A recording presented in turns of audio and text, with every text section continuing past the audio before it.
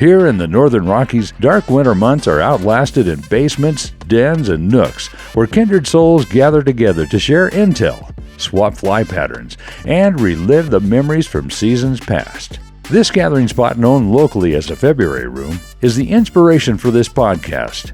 No matter the season, the door is always open to those with a fly fishing story to tell. Brought to you by CD Fishing USA, the North American distributor for composite development fly rods and accessories. 40 years of Kiwi ingenuity and graphite technology, now available at cd-fishing.us or your local CD USA dealer. Follow us on Instagram, YouTube, and Facebook. And remember to go fishing.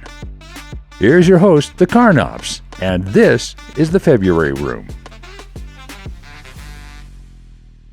Thoughts that come to mind for fly fishing and destinations are Bahamas for bonefish, Midwest for smallmouth, and of course Montana for trout. But rarely do I think I've got to make my way to New York to fish. Today, my guest will enlighten me on all the fish species I can target in the Big Apple. Welcome to the podcast, Brandon Dale. Thank you so much. Excited to be here. I'm so excited to have you here because, as you know, I've been a creeper and been following you. I'm like, gosh, I mean, you are in the Big Apple. You were just telling me that you're looking out your window and you can see Central Park. Oh yeah, it's like right across from my fly tying bench. Literally faces out the window, and I can see the Harlem Mere, like right from here. That is incredible. Well, I can't wait to hear a little bit more about your backyard. But before we get there, let's hear a fishing story. Oh yeah, okay. So one that I was trying to think about, what would be the most representative and sort of one that really I think encapsulates kind of how I think about fly fishing in general is honestly in Central Park, and I think that's the beautiful part of it is, I originally started off on trout fishing. I was a trout bum for forever, still am, but it was not too long ago, like maybe 2 or 3 years ago, that I really started to really target these amazing urban bonefish, as some say, or swamp donkeys, known as common carp, in Central Park. And so, if you put yourself if you can close your eyes and sort of paint a picture, imagine this: you are just arrived from either JFK or LaGuardia Airport. You've now landed. You're in the Big Apple. You see, the skyline coming down. You hop in a taxi cab. You pipe on up to 72nd, and you're at the sort of what they call the Grand Lake, the Central Lake in Central Park. And you pull up to Bethesda Fountain, which, if you see pictures of this, and I can send it to you later, this is what you typically see: either weddings with like 1,000 tourists in the background and a couple of, people feeding birds. They have ducks all over the place, turtles. But if you start to look a little closer, just as I did when I first moved to the city a couple of years ago, I was like, wait, that's something coming up on the surface. As I started looking closer and closer, of course, they were carp. And so one of the things that I was first sort of realizing whenever I came to New York, and this was with most places, like I don't really move anywhere where I don't have access to water, like kind of in my backyard, was just the abundance of the amazing fishery that we have right here in the city. And so one of the very first fish that I remember really successfully being able to target was actually with my friend Alex. So he is a big birder. So we went to this area that we had been seeing lots of fish rise before. And again, super crowded. Like, we have to make sure that we go at a time where we're not going to have to worry about backcasting, because there are usually so many people here from like 9 p.m. to like 9 a.m., all regular hours, just tourists kind of cycling through, taking pictures. There's the regular gondola rower in the middle of the park. So here we are pulling up to this really, really busy area, and he's got his like binocular birding glasses. I've got my like vortex glasses that I hunt with. And we've got our 8-weights. We've got what I've coined as a bread fly, which is a sort of pattern that I've sort of been sort of perfecting for Central Park carp and a couple of other sort of subsurface flies that I thought might work. And here we are, spaking out on this giant rock, looking for fish that are on the rise. Because what's really cool about this is these carp get massive. So the entire park is catch and release.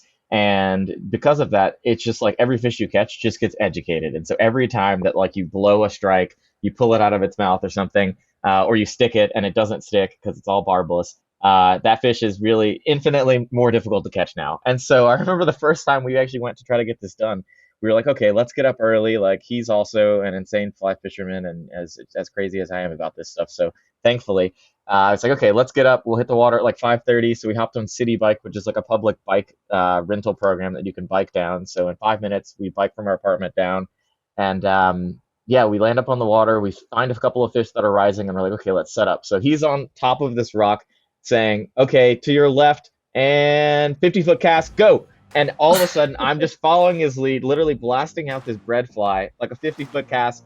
I can't see the fish, right? Because of the vantage at which you have to approach the water, most of the times you're like pretty low to the surface, and so like you really have to kind of be high in the water, especially before the sun comes up and gives you a lot of visual vision on the fish. So basically, we're recreating what you'd see on bonefish flats here in Central Park, and then all of a sudden, bam, the fish takes set. And all of a sudden, yeah, I completely missed the fish, ripped it out of its mouth. Even now, just talking about it, I'm like, my heart rate's going up thinking about the eat. Um, but yeah, I rip it out like boiling, no fish, etc. So I'm swing and a miss. So we do this for a couple more hours, and by this point, it's like 9 o'clock.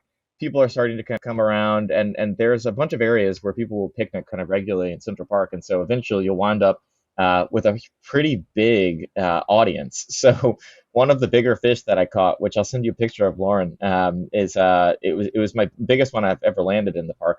Not the biggest one I've hooked. We've hooked them that were probably pushing 34, 35 inches, but this was a solid 30-inch common carp. And it was the type of thing where like they had people out eating breakfast on like this sort of like restaurant right outside of like on the water on the park. They had like the sort of gondola rower rowing around, and I like same thing. We set up.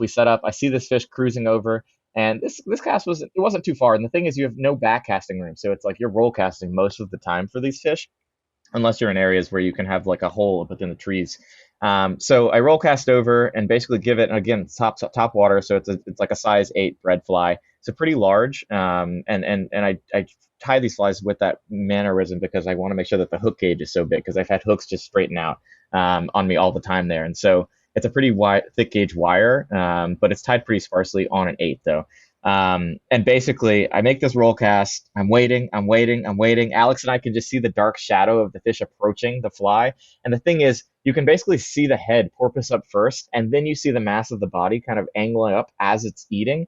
And so I see this thing come up, it opens its mouth, and it feels like the world's moving in slow mo as I'm like watching this eat, because I've like blown so many of these so far. And all of a sudden, whoop, it takes under, and I say, 1, 2, set. And all of a sudden, drag. It's just crazy. Just an absolute fight. I mean, I've caught salmon before, and I'll put a salmon up against the Central Park carp any day.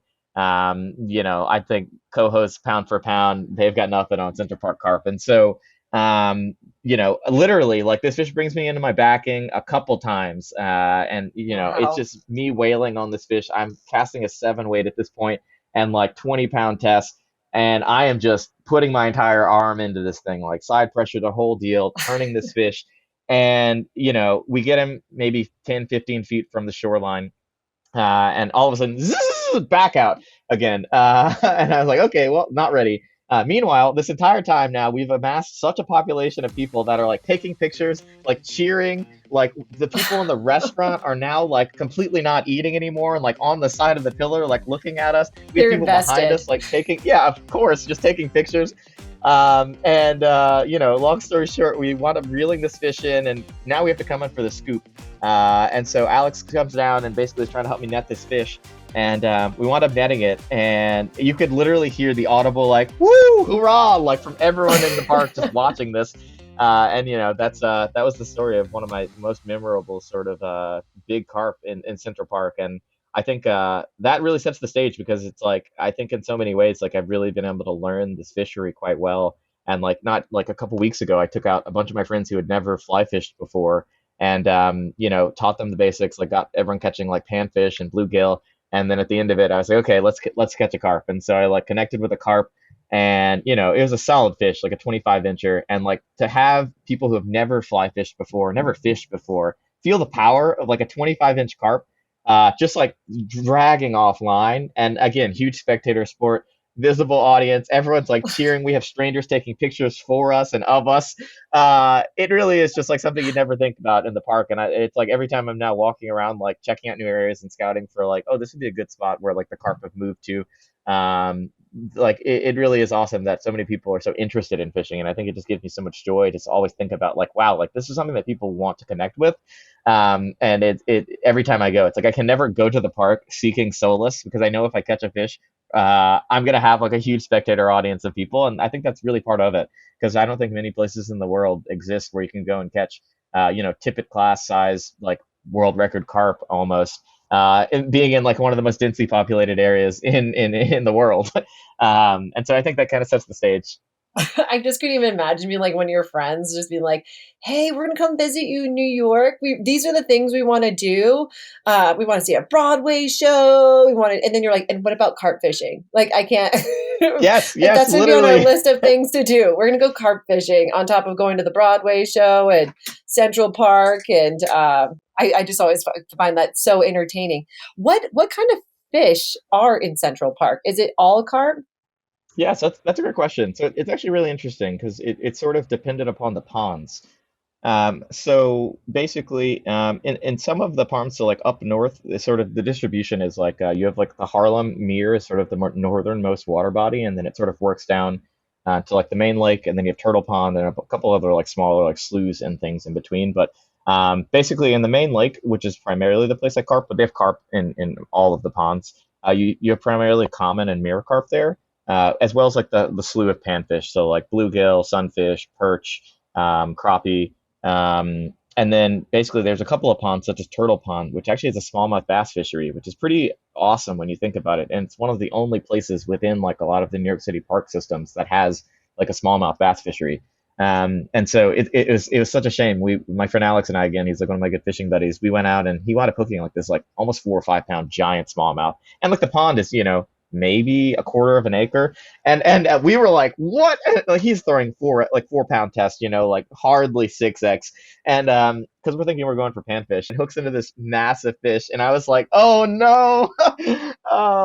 Yeah, but so it's their smallmouth bass, largemouth bass, crappie, all the panfish species. And what we recently connected with is actually catfish. So they have lots of flathead catfish actually in some of the sloughs.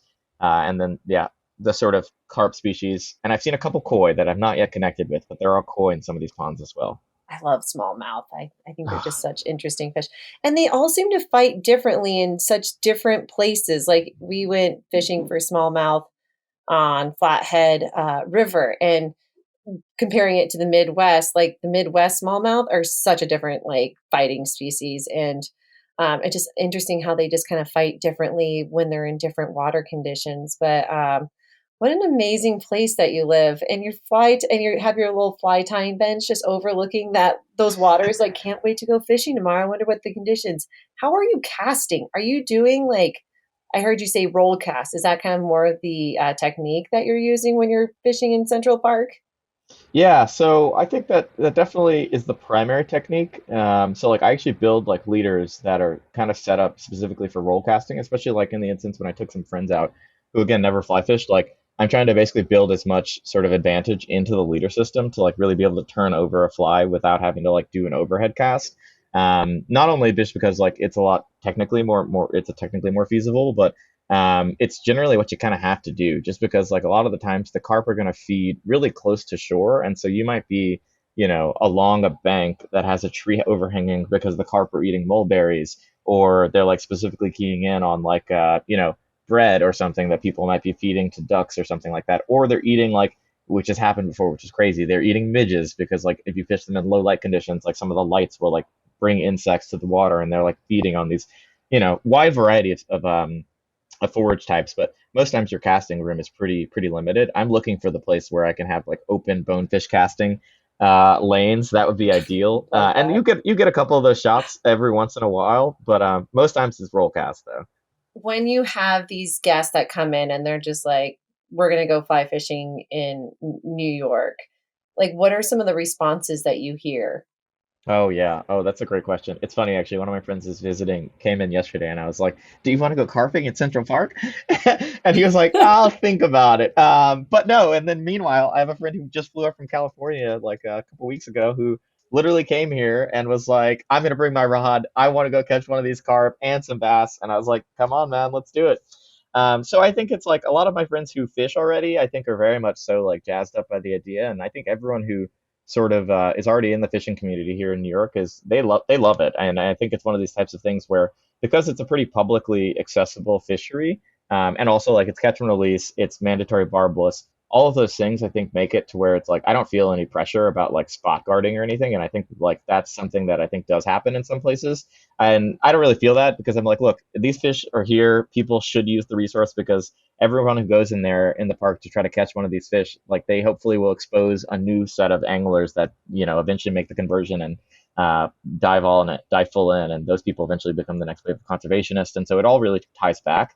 And so I think for my friends who don't fish, they're always very intrigued because I think for like most recent example, when it was a group of four people, and so they had never fished before, and I mean they were just it was amazing just to see them witness like really interacting with like a wild animal in that way, because for the first time like that was like their most wild quote unquote experience. So it's really cool to bring that to people. And I think after they had it, it was like, here they are like interested in hunting and like going back out like on Yeah. waders and trout fishing again. And so it's like, I think these sorts of examples and experiences are really captivating for people. And so I think a lot of people are interested, like even strangers in the park who like, I've had people like walk up to me and be like, can you teach me how to cast? And I'm like, yeah, I Wow. can. And then also people who are like, can I hold the rod and take a picture? And I was like, yeah, you can. You kind of get the gamut. And then I've had people as well who are like, oh, do you eat the fish? And I was like, not from here.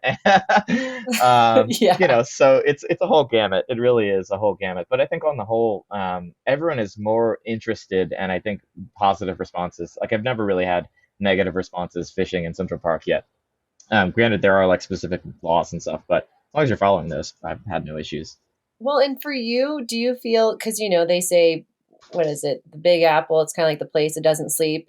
For me, you have this experience of what New York is, and it's busy and it's lights and it's working and it's also the grind, right? Where you're just like, you work really hard. Do you find that statement to be true? And have you found that fly fishing in Central Park has been a place to balance that extreme from like high intensity bunch of people to just being on the water?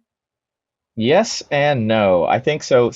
I think that's a great point that you're bringing up, and I think that's definitely true. I do agree. New York is the work culture of New York is definitely very like work very hard and play hard, but also work harder. But I think like as like I'm a medical student here in the city and as well doing like a PhD in pharmacology. So it's like I definitely feel and Holy have like smokes. a large presence of that energy. And there are definitely some nights with limited sleep, but I think for me one of the biggest parts of it is that like having this sort of resource in my backyard. Like anytime that like I do get really stressed and I'm like, oh, I would really have to go and like cast and just like connect with the fish, like I don't have to hop in my car or like hop on the train to go and like pits around with like some like trout waters, which like I love too. But it's really nice to be able to Right. hop on a bike and be 5 minutes down the road from like hooking into like largemouth bass or like really awesomely sized carp that are like technical and very challenging and sort of fill that need.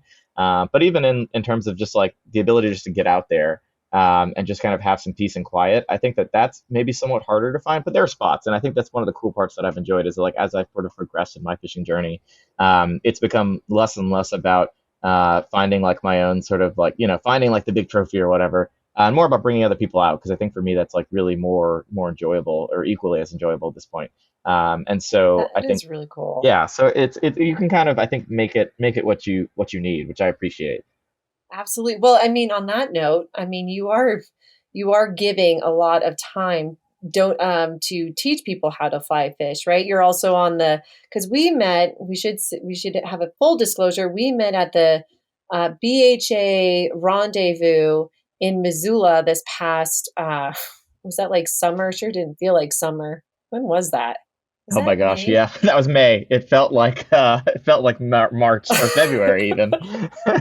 It felt like winter, and it was just so interesting learning about all the organizations that you were involved in, and that those include, and you're gonna have to add some of it. You're with New York's BHA and uh, New York Trout, right? And then you have to help me out with some of the Oh other yeah, organizations, which I just cannot imagine being a medical student in New York and then also donating all this time for conservation and what you love to do.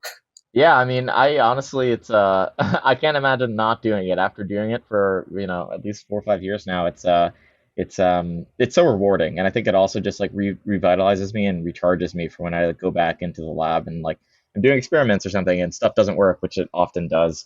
or have like a hard time in the clinic or something. And I think it's like these sorts of moments and this sort of work, I think, is also, it's really fulfilling because it feels great, right, to be Yeah, able to put your time and energy into something that you can like see sort of tangible rewards for. Not to mention, like, of I love course. being outside. I love fishing, hunting, hiking, the whole deal. But yeah, so to I guess follow up, so I'm on the board for New York Backcountry Hunters and Anglers, which is a conservation group that protects public land access.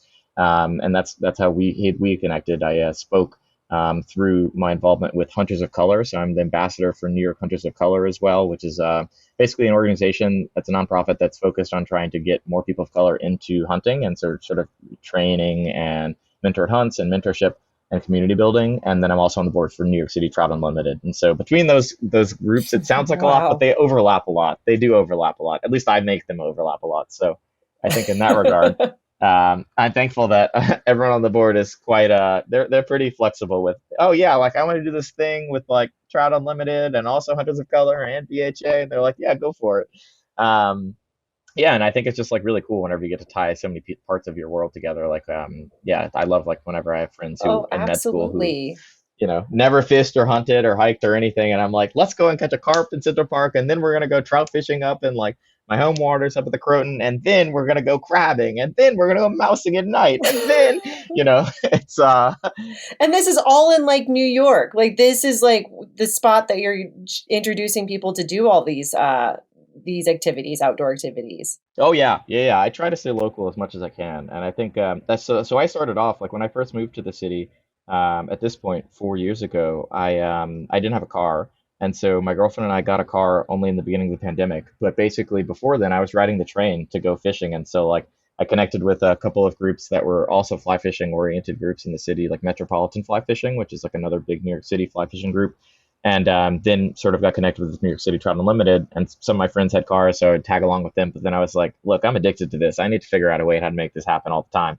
And so I was like riding the train to go to like Connecticut, which is, I say it's Connecticut, it's a different state, but that's a 40-minute train ride, and you're like on, amazing like trout fishing waters. Same thing for sort of like local New York waters, like a 45, 50-minute commute, and you're on like one of the best. It's like a wild quality trout stream, like in like the Hudson Valley, which is like an hour from the city.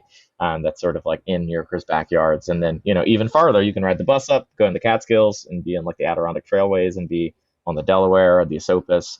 Some of these, the Willowomic, the Beaverkill, the Roscoe area, some of like the most famous sort of American birthplace of fly fishing areas, which is so steep with history. And so, yeah, when I first started, I didn't have a car, so that was definitely tough, but I still managed to get out in between all of that. And it was just a lot Wow. of planning. But now that I have a car, it's like really nice because it's like, flexibility of being able to plan my like work schedule a little bit helps. And then, if I'm like, I'm going to take the morning off and work in the night, then that's exactly what I do. Like I was out pike fishing yesterday, like in a place 30 minutes from here out in New Jersey. And so again, really close. So like the tri-state area is really accessible to most people. And they stock it with pike, this like river system that runs through New Jersey and the Passaic. And I mean, you can catch giants there. Like I ran into the guy who actually fishes there all the time. Like he's like a local and fishes there 3 times a week. And he showed me a picture of like a 30-inch pike. He's like, I haven't broke into that 36 class yet inch landed, but he's landed. He's like hooked in some fish that are pushing that like 36-inch pike range, 30 minutes from the city. And I'm like, oh my gosh. That is incredible. I was going to ask you, Brandon, because I know you said you do the is it fishing with people of color? Oh yeah, Is that yeah. the is it ever, is it hard, do you find it difficult to try and bring awareness to the outdoors?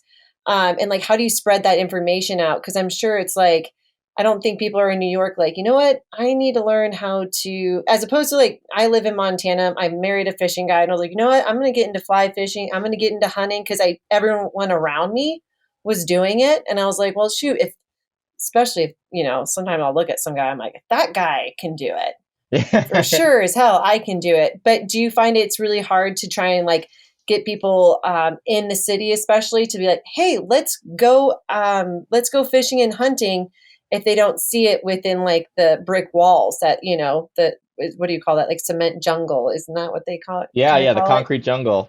Yes, I think that yeah, that is a really great point, and that's definitely true. And so I think there are a lot of barriers, right? And when you think about like how do you get into the sort of like hunting, fishing, outdoor lifestyle when if your family didn't do it, if you're in a place like the concrete jungle, like New York, where people really don't think of this as something that's accessible to them. And so, I think one of the biggest things that I've sort of dedicated a lot of time and energy to through like my involvement with a bunch of these groups is really like making sure we have programming that's like accessible for people to sort of tap into that. And so I think one of the big things is that like a lot of people just aren't aware, right? That like, oh wow, like in 49 minutes, I can be, somewhere where it's like has amazing waterfowling, like for like, 60 days of the year, or like, bow hunting somewhere for like deer, like in, about that same amount of time to on like literally like wild class, like trout management water that is 50 minutes from the city. And so I think just having people have that sense of awareness, I think is one thing. And so some of the ways that I've sort of worked at doing this in collaboration with a bunch of other organizations are again just events. So like we have like a bunch of casting clinics that like we used to run with Trout Unlimited. So like we did one with another group that was focused on fishing for visually impaired anglers, which was really successful and people enjoyed. And sort of independently, like how like I sort of reach out to people and how I sort of try to bring more people into the fold.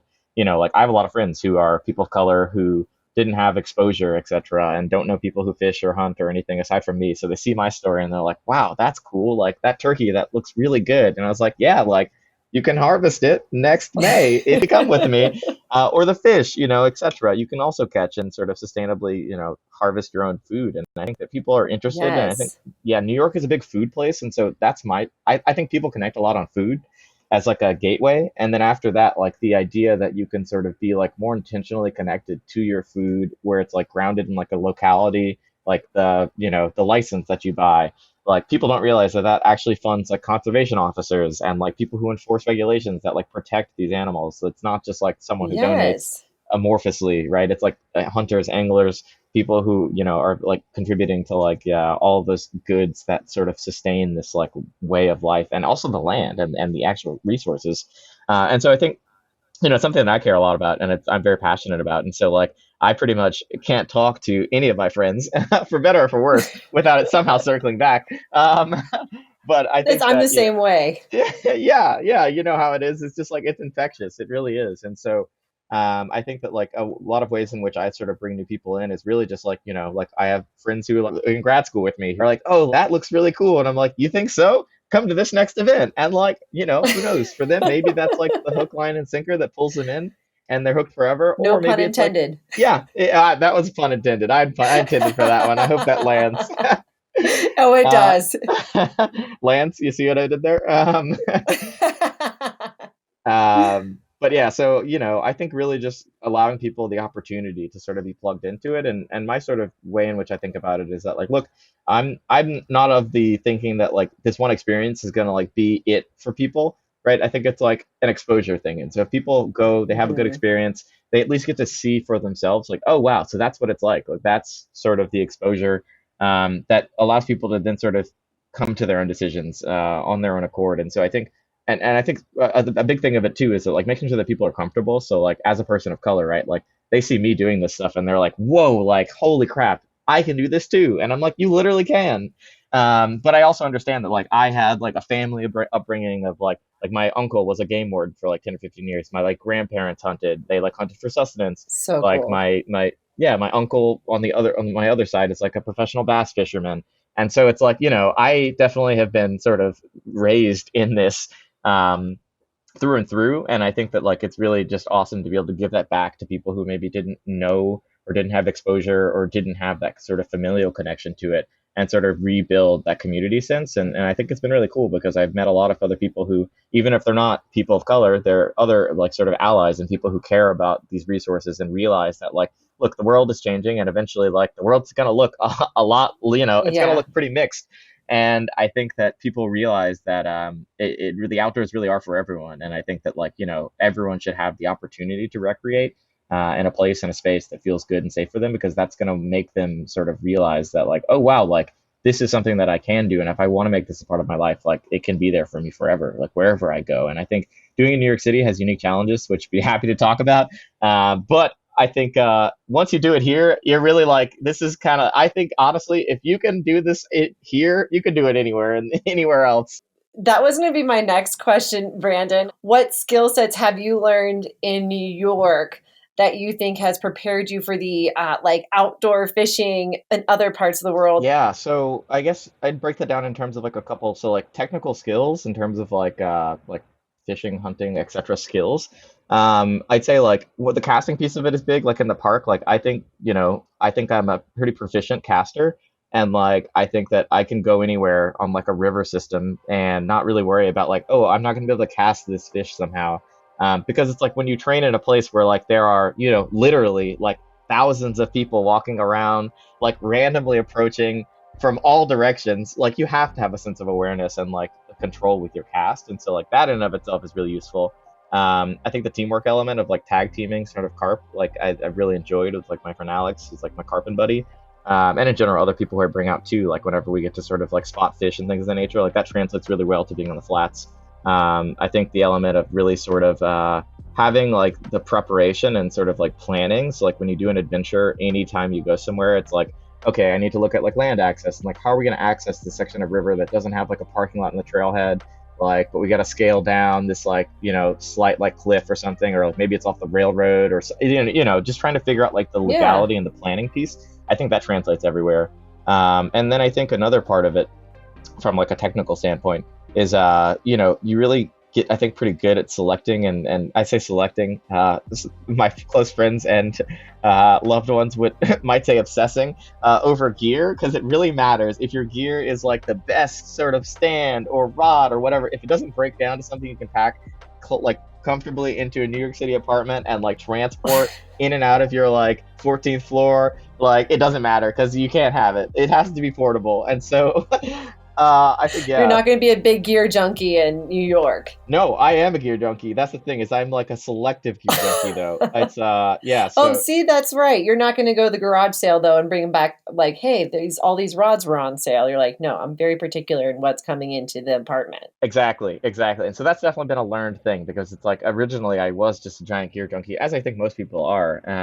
Rods, like pick up, they had this bamboo rod on like a discount at a garage sale. Whereas I used to be like, I'll buy all three. And now I'm like, actually, it's fine. I have a 2/8, like I have a bamboo rod. I don't need to do this right now. And so I think you're just like more selective over the things that actually take up space. Like those things have to bring value to you, like almost like at some point in time in the swing of your year, right? Because it's like otherwise it's just like crowding your apartment. And so it's not to say that I'm perfect at that by any means. I'm still learning immensely on that. You can ask my roommates, my girlfriend included. But basically, it does require you, I think, to though think about like, oh yeah, like I'm not gonna buy this like stand or this like chest pack or something that's like not going to be portable, or like a cooler, for example. Like most people think about coolers and they're like, yeah, I want the biggest Yeti for like my space that I can take. I'm like, no, I want the one on a backpack, so that way whenever I like go and I decide to keep fishing on the salt A water, snack or pack. yeah, exactly, exactly. I can like actually pack it out on my back and like take it, where like up the stairs to my apartment or whatever, instead of like having, a huge like 100-gallon Yeti that I've got to like lug out somehow from street parking to my apartment, which like, so all those things are like considerations, right? And even with like vessels, like I got really big into like the sort of inflatable game, and that was out of necessity, because I was like, look, I really want to access water that I would be able to with a boat, but I don't obviously have the space to store like a hard shell kayak. So I was like, what's the best solution for me? And like, an inflatable Sea Eagle kayak that breaks down to 35 pounds and packs up and can fit in the trunk of my like a Hyundai like Accent. That's perfect. And like that fits the need that like I have. And so I think really just trying to like be selective and sort of meticulous about your gear preparation is something that I've definitely learned a lot about, that I think is going to cross over well, because anytime I go someplace I'm like, oh, this is like a fitting a need that like matches where I'm at right now with space. Totally makes sense. I also feel like I bet you don't get rattled as much because when this like for example, me and my girlfriends went on this hiking backpacking trip to the lake, and it was a long hike, and we get up there and I'm like, "Are you kidding me? There's people up here." And I was like, "Oh, this is not okay." And and then all of a sudden I'm like, "Someone coming in my Yeah. fishing water?" And I bet you none of that would probably, I mean, but would that rattle you? Or you'd be like, this is great. This is up here. And wow, there's only just a few people here. But sometimes I'm like, what are you doing up here? I was up here Yep. first.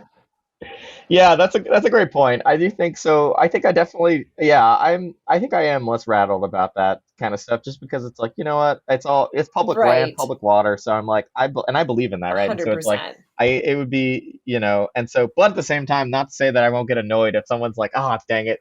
They're set up before me. Yeah. That's a perfect hole." But I'll hit it after them or something. But I think you know, so that definitely does happen. But I do think that like I get, that's one thing that I think I definitely do sort of appreciate that like the sort of sense of space. Like for me, it's like really nice to be out on a river system where like I'll go and see like there's a river that I fish pretty regularly out in Connecticut and like what when like I used to fish it off season, so like before they stocked and stuff because they had a bunch of holdover fish and that was like my first sort of like it's I consider that part of my like home water and basically like within that I used to not see anyone there and then all of a sudden the season rolled in like spring and this is my first year here several years ago and I was like wait all these people and you know what I was like oh it's actually pretty cool because they're hitting the main holes and by that point I'm like I've already figured out the stretches where like I want to fish and like that's nowhere where everyone else is and if there are people there then I think it just gives me another reason to explore Yes. and so I think that yeah it does give me that perspective I think that grace of perspective not to say though that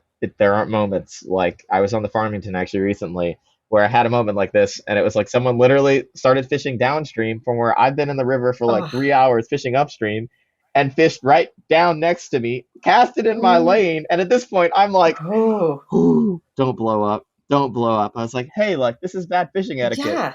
and I'm like, he's like, "Oh yeah, I'll go fish downstream." I was like, "Wow, Yeah. novel." We're like, Granted, it's hmm. like 50 feet, but I was like, it's fine though. It's fine. I mean, that's great that because we were also on the we went on the Madison and that was just crazy. I mean, there was an angler on every bend. I mean, you had your water and Yeah. that was your water. Like you couldn't you were not going to maneuver. All you could do is just change your flies. Like that's your water and that's where you're standing. And sometimes I sometimes am like, oh, I get so frustrated and try not to because also like you, I think it's so wonderful that we have these public lands and these public waters, hunting as well, that we have these access to do these things because it should be for everybody. But sometimes when we're all doing it at the same time, it can feel a little bit frustrating. And so Yeah. well, and also when we were last time I saw you, you were gearing up for a tournament, Oh, right? yes, I was. How did that go? And let's talk about the tournament. What was that tournament? Because it was kind of like, didn't you have to like catch as many fish species? I you just you tell it. Yeah, this is one of my favorite, like my absolute favorite tournaments. And so like I fish a couple of tournaments a year. A couple, most of them in trout. Like sort of like just like numbers based and size based trout tournaments up in the Catskills. And some in Connecticut. But this one is like my favorite. All and this was like the first tournament that I fished 2 years ago, and it just kind of got me hooked on the idea of like really sort of like fishing competitively somewhat.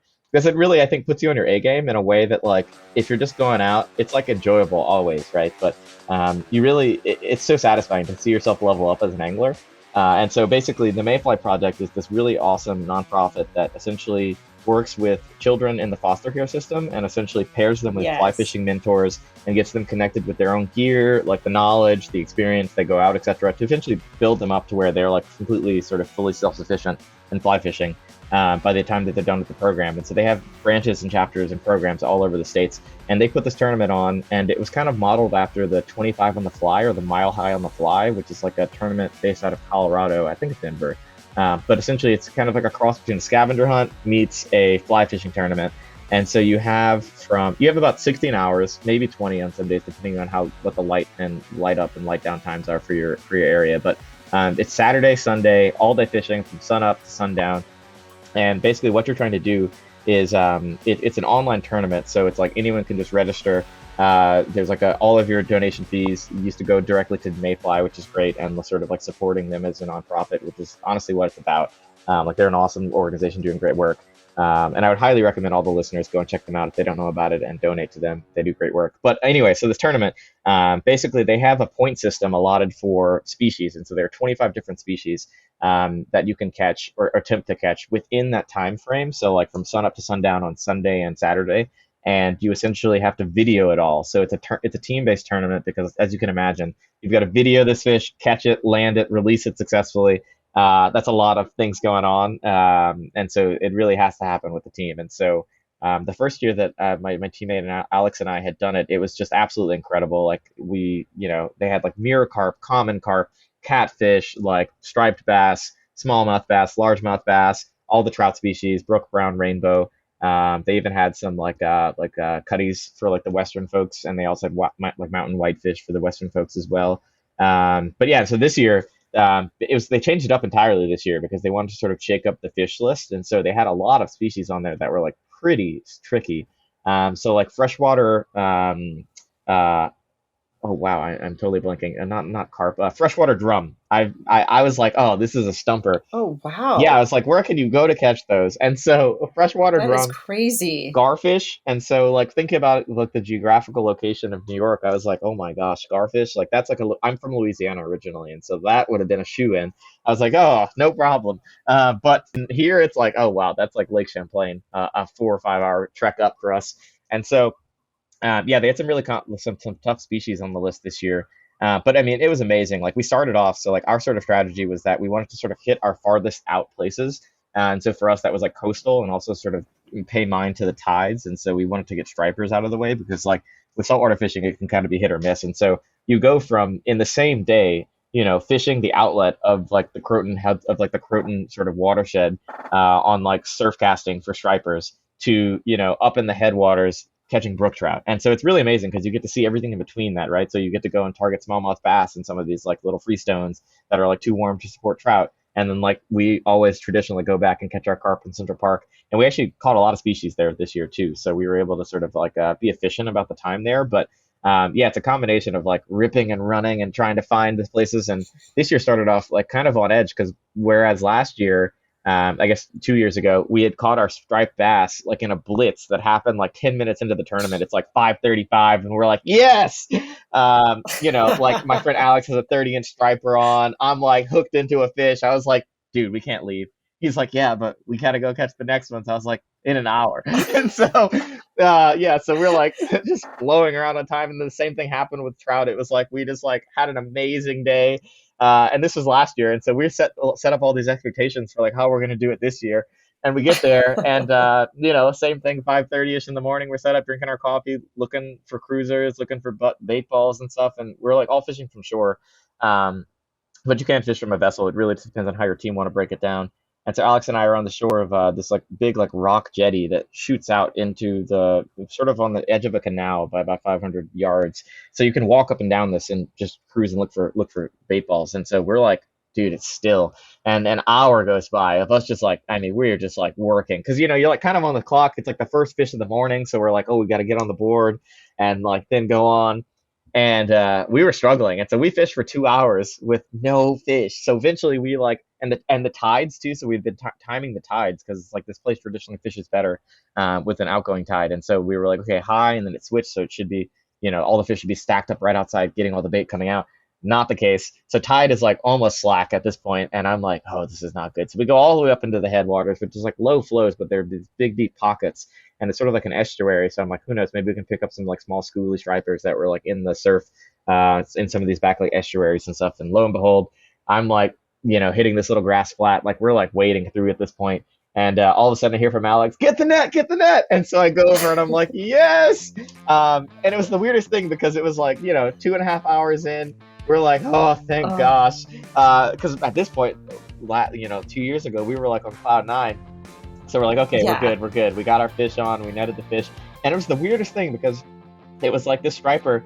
It looked like it had some sort of like a parasite or something. It didn't look to be in good health, but Huh. it was the strangest thing. So we like caught this fish, and I was like, "Is that a striper?" And I was like, "It's a striper, but it's not looking good." Weird. So it was very strange and a weird way to start the morning. But then it all turned, and I think that's one of the cool things though. It's because it's just like we've gone back to that area, and we sort of had to pivot from a previous plan, which is I think the coolest part of that because it's like whereas previously like we were able to find fish sort of feeding out in the surf at that point, we like went and started hitting some of these big estuaries, and like it paid off. And I think it's one of those types of things that like those moments where you're kind of under the pressure, it like really forces you to make a decision that like you wouldn't have in normal fishing circumstances like I think done. And so Oh, yeah. yeah, and so that's one thing that I was really appreciative of because it's like with that time basically we were like, look, we already lost some time, so like let's not drive to this other place that's a little farther. let's go and check out this like kind of exploratory trout spot that I'd been wanting to stop by, and I was like, I think it's a wild fishery. It's like a little blue line, and lo and behold, wild brook trout, wild browns, like 10 minutes away from this place, and it What? was just incredible. Oh, it was incredible. Like, and this is a place you've never even been to. So now you got this great new fishing spot that you've Exactly, like exactly. so cool. Yeah, and so it's just like, sort of the scavenger hunt element of that. It really is awesome because it's like most of our time, it's like up in terms of like the scouting for that tournament is like dropping pins on places where like we should check this place out. We should check this place out. Oh, this is a tributary off of like this main feed, and like temperature data from this main river suggests that this might be like, cold.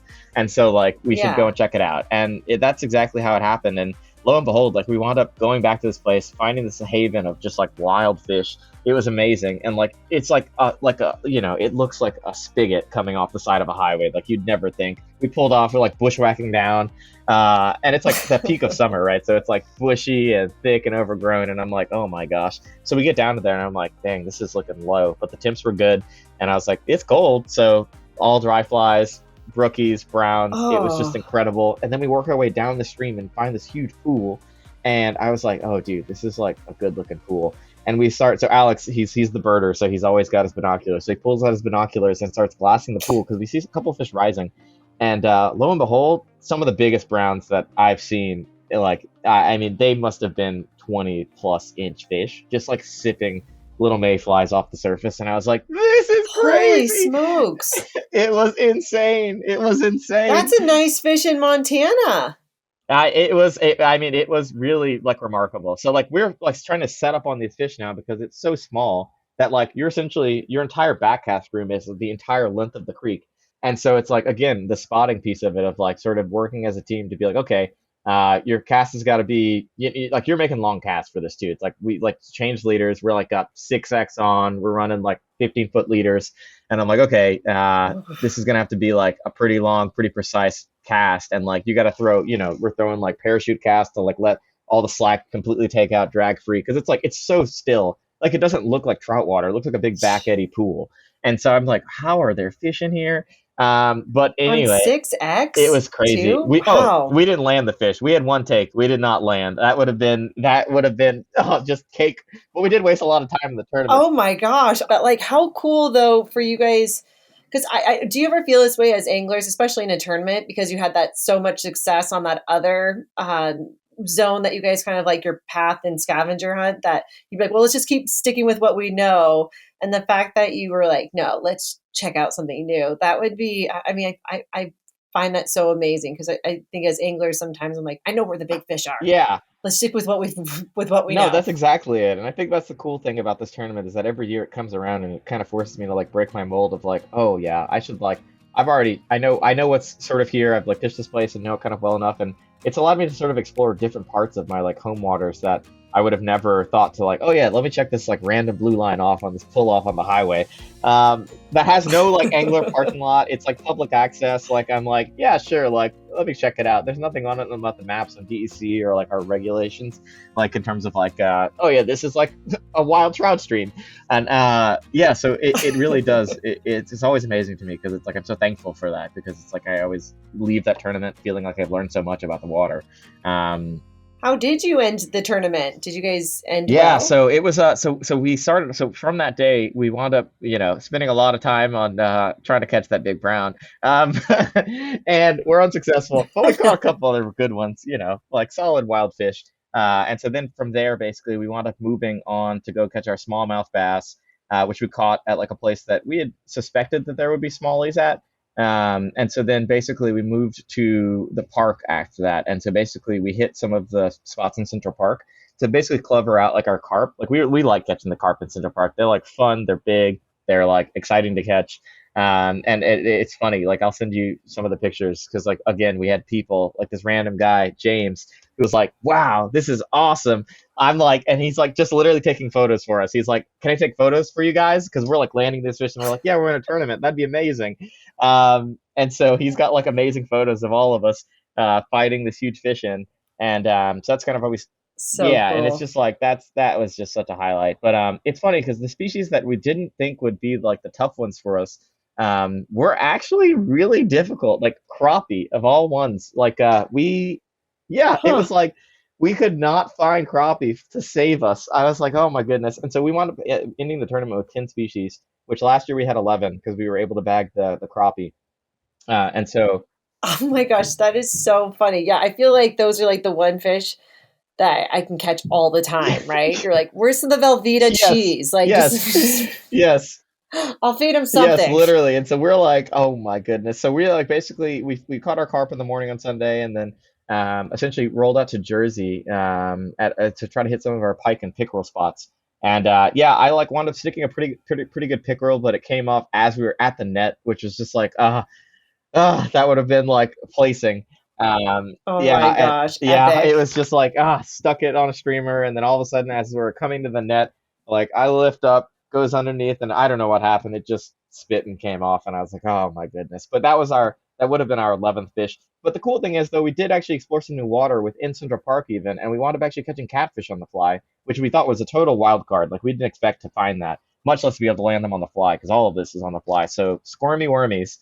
Yeah, which Wow. was A catfish on the sight fly. fishing too, which is like amazing. So it's like you get to see them in these shallow little estuaries, and we were like, okay, what's this gonna take? Most likely, squirmy wormy, and that's exactly it. It's just instantly, bam. Squirmy wormy. um, I love that. That is so, and you can't keep the catfish either in Central. All fish, right? oh You yeah, said. yeah, all catch and release. I actually probably wouldn't keep any fish in Central Park either. I feel like there probably is like PCBs and pollutants there that are questionable. But there are other places like that we had tried to go where they could have potentially caught catfish that would have been worth keeping. But yeah, so at the end of the tournament though, it was a blast, and we like were really active on social media and stuff, and really tried to get the word out about supporting the Mayfly.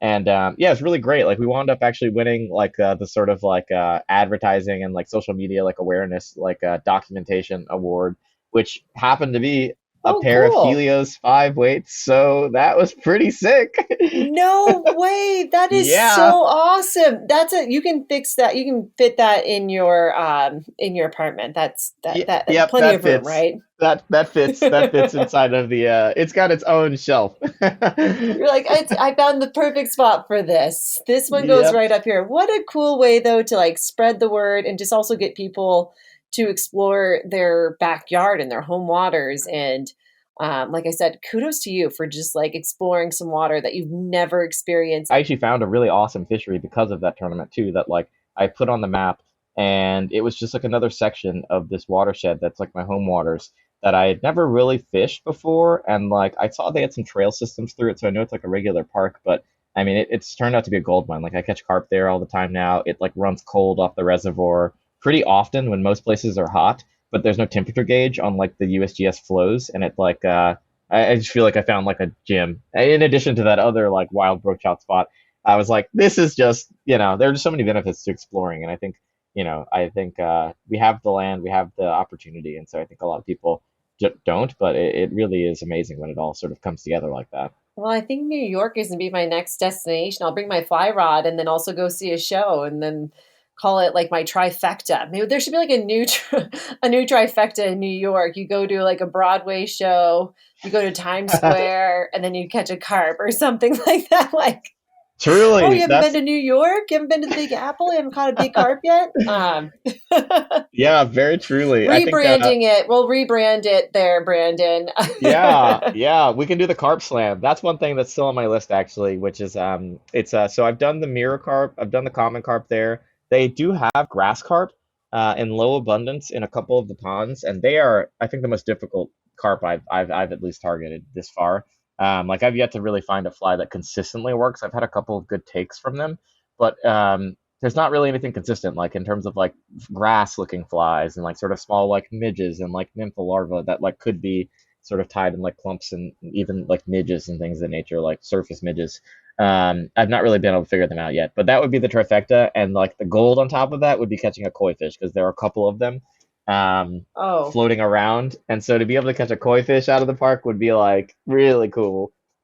dude, I sign me up. That would be so much fun. You know, carp fishing, especially here in Montana, and I think actually just generally, I think carp fishing has become really hot fly fishing fish to target. Just even yesterday.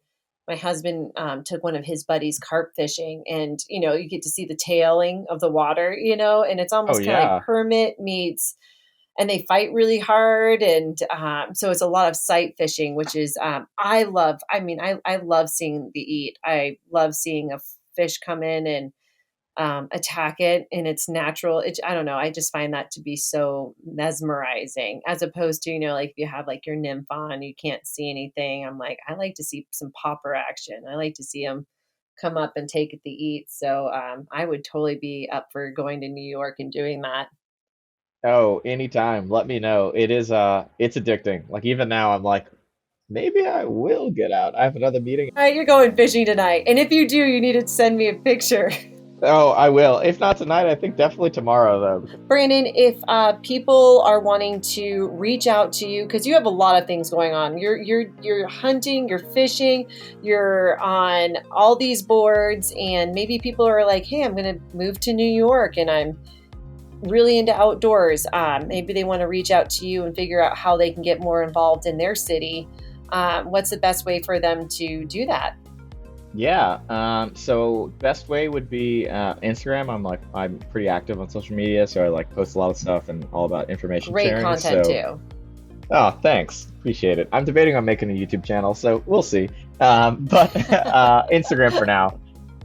So yeah, bdale13 is my Instagram handle. That's at bdale13, and you can also find me on BHA's website. That's New York Backcountry Hunters and Anglers. If you go to like the board listing, you can look me up on Trout Unlimited, New York City Trout Unlimited board, or that Instagram. That one also works, and then also Hunters of Color. So if you go to Hunters of Color Ambassador, that's New York Hunters of Color. You can hit me up there. I mean, really any of these avenues, but my direct Instagram is the most sort of direct way.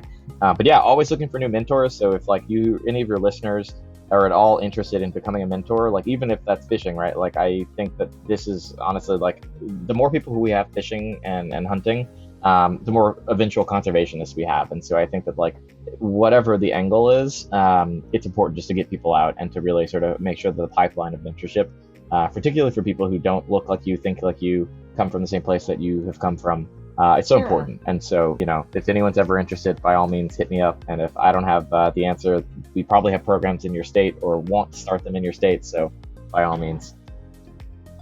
Go to thefebruaryroom.com, where you can access a complete library of our podcast and read more about our guests, their fishing stories, and favorite fly patterns. We're always looking for exceptional fly fishing yarns, and if you have one to spin, shoot us an email at info@thefebruaryroom.com. The February Room is always free, but if you feel like throwing a nickel in the pond, we appreciate any additional listener support. For companies and individuals interested in sponsorship opportunities, please contact us for our media kit. Thanks for stopping by the February Room, and we'll see you down here next week.